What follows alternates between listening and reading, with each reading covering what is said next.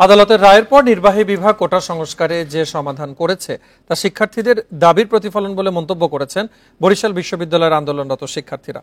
বিকেলে সংবাদ সম্মেলন করে একথা বলেন তারা। তাদের অভিযোগ, একটি মহল অসৎ উদ্দেশ্যে দেশ জুড়ে সহিংসতা চালিয়েছে।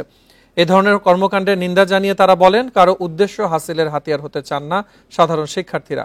আপাতত তাদের কোনো কর্মসূচি নেই জানিয়ে দ্রুত হল খুলে দেয়া, ছাত্র সংসদ নির্বাচন সহ 4 দফা দাবি তুলে ধরা হয় সংবাদ সম্মেলনে। এতে কোটা সংস্কার আন্দোলনের সমন্বয়ক সুজয় শুভ, মাহমুদুল আলম সজীব, ভূমিকা সরকার বক্তব্য দেন।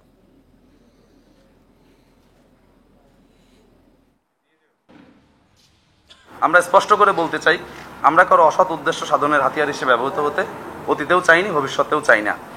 নির্বাহী বিভাগ আমাদের কোটা সংস্কারের দাবির প্রেক্ষিতে যে সমাধান করেছে, আমরা মনে করি তাদের শিক্ষার্থীদের দাবির প্রতিফলন ঘটেছে।